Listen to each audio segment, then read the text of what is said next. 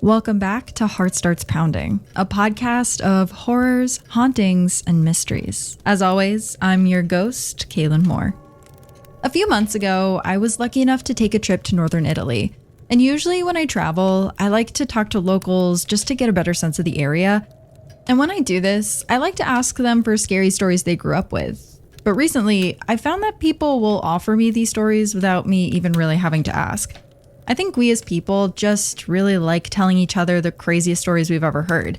This was also the place, mind you, where a woman on a train told me about how her daughter saw the ghost of a Civil War soldier in a hotel from the most recent Listener Tales episode. I started this trip in Venice, off the coast of northeastern Italy, probably the best place in the world to hear a ghost story. It's a small floating island, and to get there, I got dropped off by a taxi at the only area cars are allowed. Once you're actually on the island, there's not streets for cars, just cobblestone alleyways split in half by canals. There's plazas, there's bridges, but no cars. And that, coupled with the fact that the island is always slightly moving because it's gently bobbing in the ocean, can make it a little disorienting. Many of the buildings in Venice are original, some from as early as the 12th century, when they were built by merchants, travelers, and members of the church. On the first day of my trip, I was standing by a canal watching the boats and the gondolas come in and out of their docks. I remember looking down at the canal and not being able to tell how deep it was. It could have been 2 feet deep, it could have been 200. But I noticed that as the gondolas took off into the Venetian lagoon, they passed a bunch of other, much smaller islands, some with very beautiful new buildings on them. To my right was a gondolier, leaning against a wooden pole. He was wearing the classic striped shirt and red bandana, and his jacket had the gondolier emblem on it, signifying that he was part of the 1,000-year-old Gondoliers Guild. "Excuse me, do you know what's on those islands?" I walked up to him and asked, "Are they part of Venice?" The man pointed out into the water and nodded. He explained that 2 of the smaller islands were basically owned by resorts. Each one looked the size of a few football fields and had one resort on it apiece, hence why the buildings looked so new and beautiful. But then he squinted, and he looked farther out into the sea. He got down to my level and held his arm out as if to guide my eye where he was looking in the distance. "Do you see that bell tower over there?" he asked me. And sure enough, far in the distance, past the 2 gilded resorts, I could just barely make out a stone bell tower peeking through thick, overgrown trees. It looked much, much older than the buildings on the other islands. That's a forbidden island. It's the most haunted place in all of Venice. Okay, well, now he had my attention. He told me that when the breeze was just right, a gray dust cloud from the island can get kicked up into the air. He once saw the dust and wanted to see where it was coming from, but the closer he got, the dust started to cake on his hair and skin. It started to obscure his view of the beautiful but eerie island. When he pinched the dust off of his skin and rolled it around in his fingers, he realized it wasn't what he thought it was. It had the consistency of ash, which he was later told was from the charred remains of corpses that had been burned on the island. I needed to hear more about this place, so I asked if I bought a ride in his gondola if he'd tell me the story of the island, and he agreed.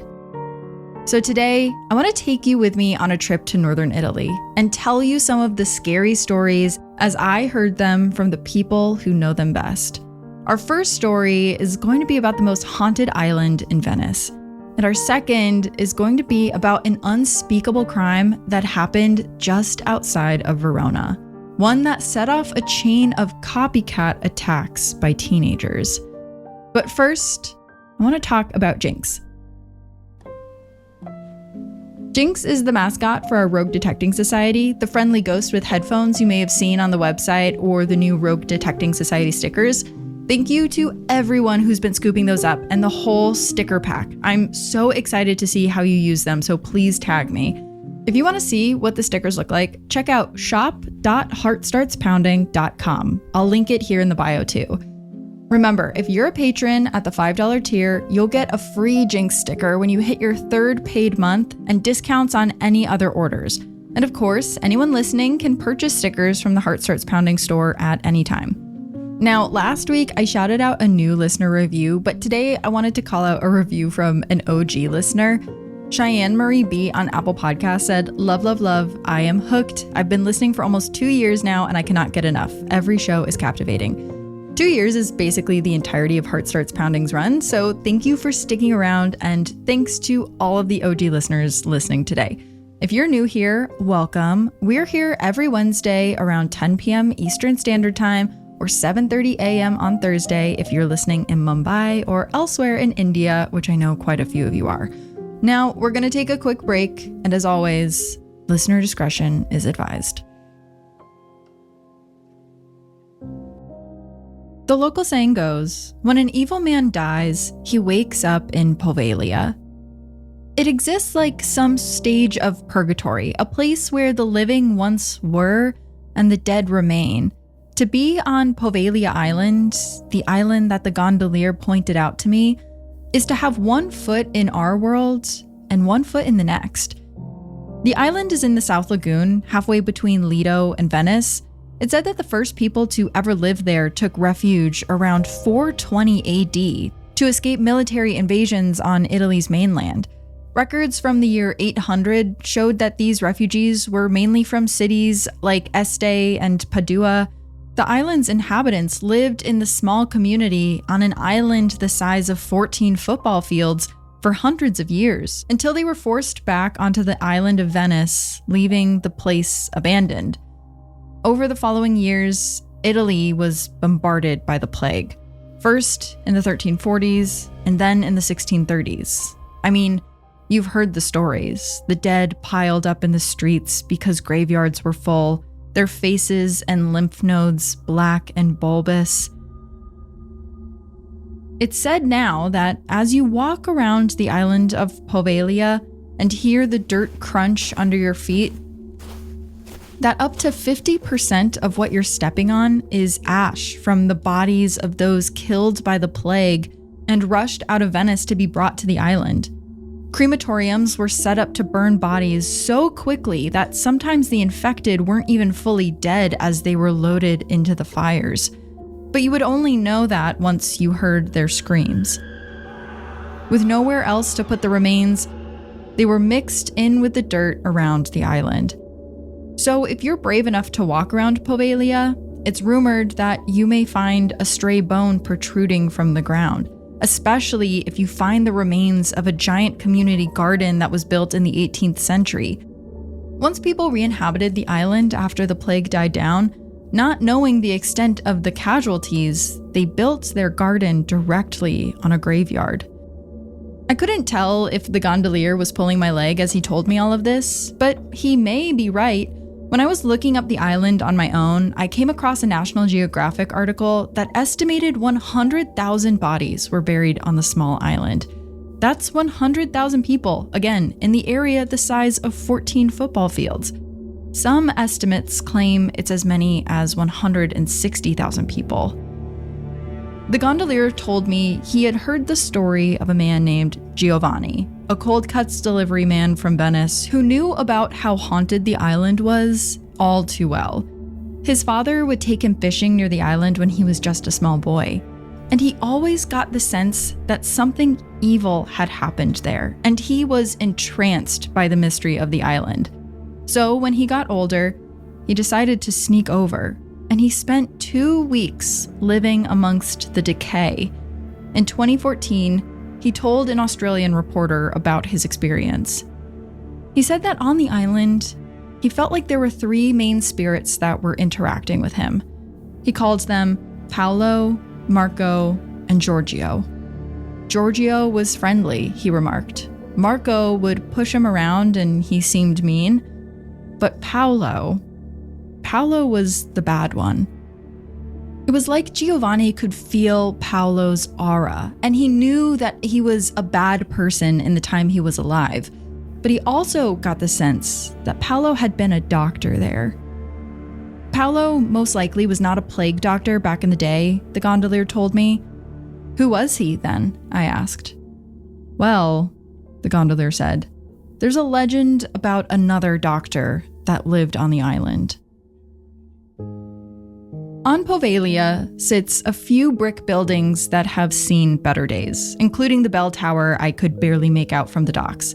If you were to peer in through the windows, you may see cracked tile and shards of glass littering the floors. Evil, twisted faces are spray painted on the walls from vandals who've sneaked onto the island under the cover of night.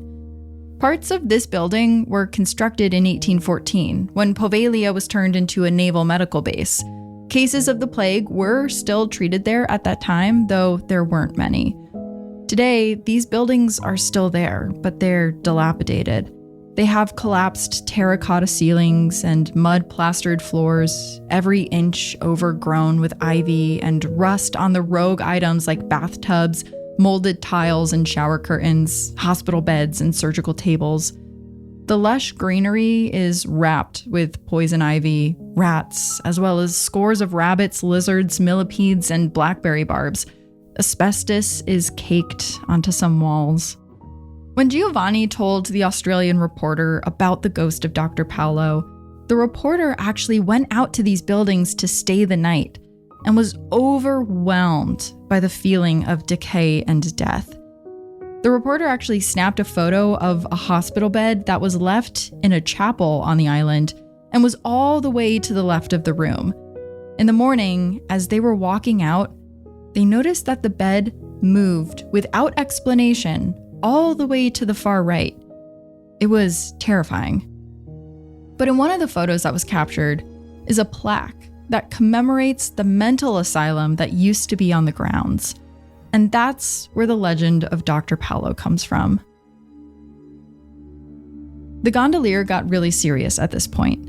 Mental illness wasn't regarded with care back in the day, and the island was far away from the rest of society. So the asylum was not carefully regulated, and the patients were left in a nightmarish hell. Rehabilitation was not the goal of the asylum. Instead, patients were tormented in attempts to be, quote, fixed, with surgeries and mistreatment like being chained up to their beds and left alone in the dark for days at a time. People were sent to Poveglia against their will, not unlike the plague victims, and this included people with developmental disabilities, neurological disorders, and other physical disabilities. Dr. Paolo was running the asylum, and he would choose from a menu of cruel and barbaric experiments to try and, quote, cure these patients. Lobotomies, electric shock therapy, and force feeding are among the legends passed down. During these intense, physically debilitating procedures, it's claimed by believers that anesthesia was not used, and tools were incredibly dirty, which led to infection, illness, and death. The many patients who died under the asylum's care were buried and forgotten about in unmarked graves, adding to the island's already high body count. In an episode of Ghost Adventures, Zach Bagans was able to actually go onto the island and film. I don't know how this man gets permits for every single location. It blows my mind. But he explained that the legends say that Dr. Paolo went insane while he was on the island, and eventually he leapt from the bell tower to his death. The hospital seems to have been shut down after that in 1968, and the island has lain abandoned ever since. Now, those that get close to the island all experience the same strange phenomenon. Disembodied screams can be heard echoing through the thick trees. I've heard the screams, the gondolier told me, rounding a corner near an ancient-looking stone wall. Some even claim to see the apparition of a small girl standing on the shore. She's been named by locals Little Maria, and they believe she died from the plague. Another apparition that's commonly seen is a woman who looks like she's hiding, dressed in just a hospital gown. Perhaps she's hoping that Dr. Paolo doesn't find her. Anyways, we're here. The gondola bumped into the side of the canal, back by the steps we entered through. I couldn't believe we were already back. I wanted to know more. I wanted this man to take us there. I wanted to be like Zach Bagans and see Poveglia for myself. I went back to the docks and looked out at the island, trying to catch a glimpse of the shadowy figures he spoke about, trying to hear a disembodied scream above the sounds of small waves and boat engines. When I got home, I looked more into the story of Poveglia, and I found that some historians do dispute this telling of the island's history. They say that plague bodies weren't brought to that specific island. In fact, it was other islands in Italy. And they say historical records show that actually less than 100 people are really buried on the island. They say that most of Poveglia's history has been turned into folklore. And maybe that is true. Maybe the gondolier knew I would pay him to take me around and tell me the story, which is fine, that's good marketing on his end. But as I stood on the edge of the dock, looking out to the island, I felt a big gust of sea breeze blow towards me. And I could have sworn I saw a small gray dust cloud form near the bell tower. Our next story after a short break. Our next story takes us away from the island of Poveglia, way inland in Italy, outside of the city of Verona. I heard this story from an older man who lived in the area and watched the coverage of this case as it unfolded in the early 90s. He and every other person in Italy, it seemed. The story of the Maso murders captivated and disturbed the entire nation. The man and I sat next to each other at a dinner for an event I was at, and we got to talking. That's my favorite thing, by the way. When everyone else is up and chatting and making their rounds at an event, I love sitting in the corner with someone as they tell me the craziest story they've ever heard. It really takes the pressure off of me to be so extroverted at those kinds of things. I guess I fancy myself a bit of a wallflower in that way. So anyways, after a couple of glasses of red wine, I told him about the podcast and about you guys and the kinds of stories you find interesting. And he told me he had just the story for you. Let's set the scene. Antonio Maso sat in his car with his wife Rosa while he watched his garage door slowly open. The couple were in their driveway after returning home from a night out. It was April, just outside the city of Verona, and spring had not fully bloomed. The air was still chilly, and the moon hardly broke through the clouds. As the garage finished opening, Antonio noticed that the light inside wasn't coming on. Oh shoot, he thought, the fuse must have blown. He opened the car door and told his wife to stay in the passenger seat until he flipped the breaker. And Rosa watched as Antonio disappeared into his dark garage. Inside their home, it was even darker, and the breaker box was in the kitchen. He bumbled around, feeling the smooth kitchen wall for the indent of the box, when all of a sudden, 3 masked intruders descended on Antonio. They seemed to have materialized out of nowhere. One was holding an iron, one was holding a crowbar, and the other was holding a pot. On their faces, they wore carnival masks in the classic old Venetian style. Harlequin-inspired gold masks that covered only the top half of their faces, with pointy noses and holes cut out for eyes, allowing the wearer's true gaze to remain hidden. If Antonio screamed, it wasn't audible. Because out in the car, Rosa wondered what was taking her husband so long. The light should be on by now. She started getting worried, so she slipped out of the passenger door and into the house, where she stumbled upon her husband's body laying in the middle of the gruesome scene. Standing above him were the 3 intruders, and before she could do anything, they lunged at her. 3 hours later, at 2 a.m., the couple's son, Pietro Maso, stumbled home after a night out with his friends. When he entered his house, he saw both of his parents laying on the kitchen floor, dead. Blood was everywhere. His mother had cotton wool shoved into her mouth, and his father had a sheet over his head. In some of the rooms, drawers had been ransacked. He grabbed the phone off the wall and he dialed the police, telling them exactly what he saw. And then he ran over to a neighbor to ask for help. Police came on the scene fast. Remember, this happened in a small community.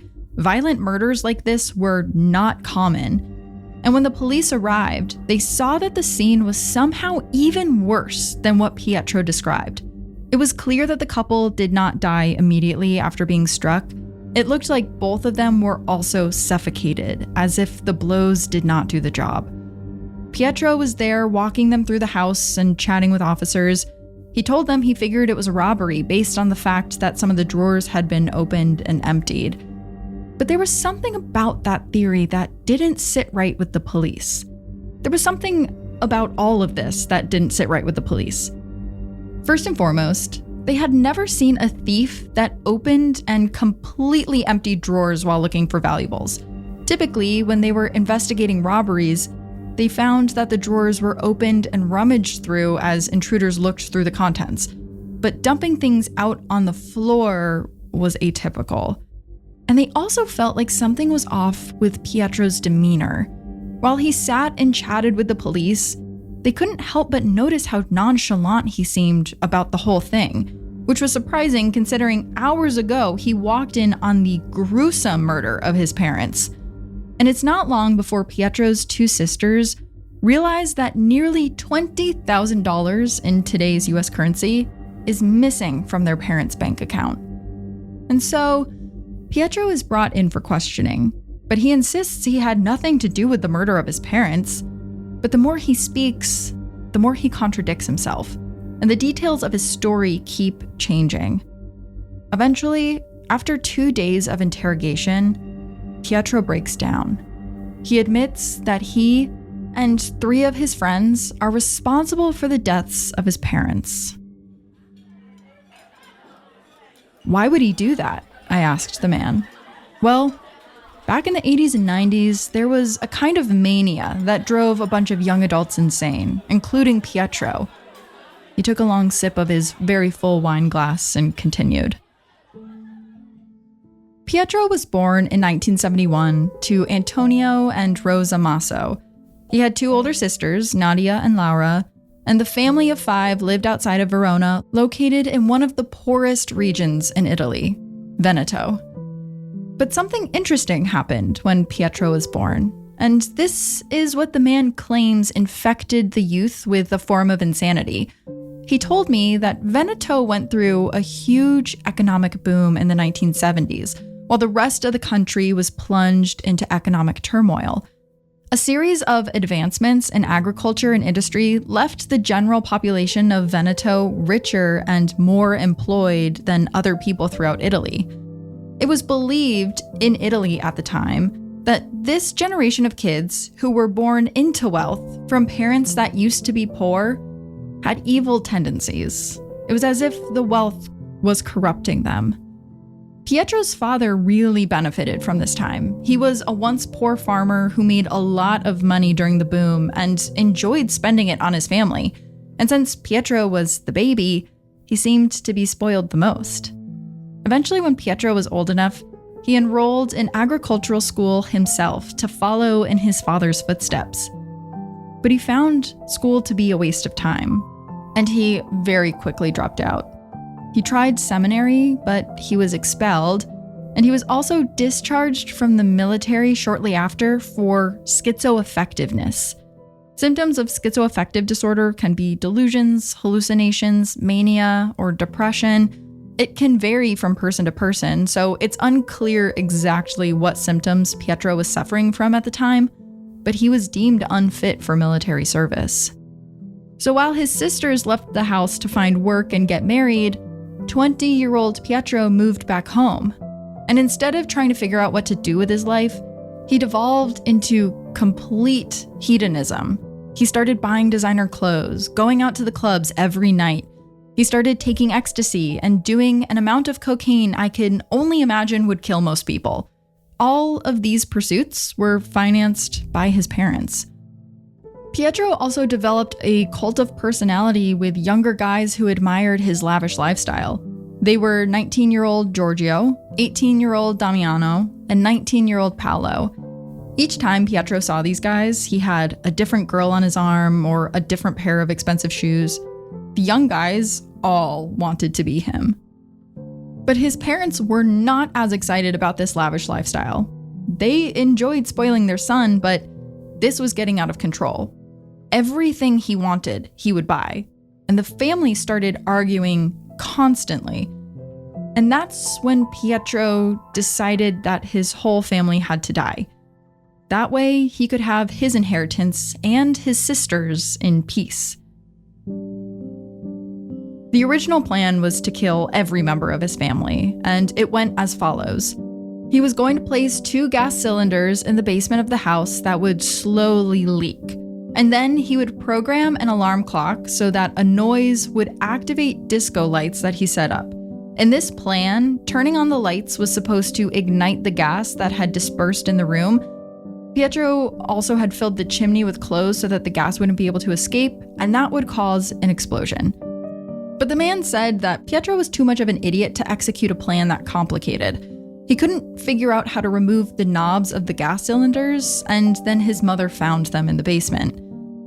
Giving up on that plan, Pietro recruited his friend Giorgio to help with a new one. Rosa had recently found money in her son's pants pockets while she was doing laundry. She asked him where it came from.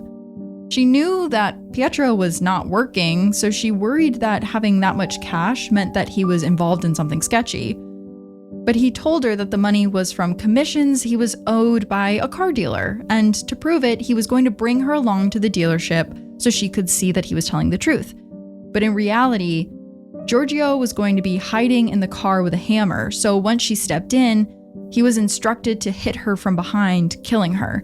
And then the 2 boys were going to head back to Pietro's house and kill his father. But Giorgio got scared and he backed out of the plan. Instead, Pietro told her that the money was from a friend who bribed him to keep quiet about his illegal computer sales. She believed him, and so Pietro turned the car around and they all went home.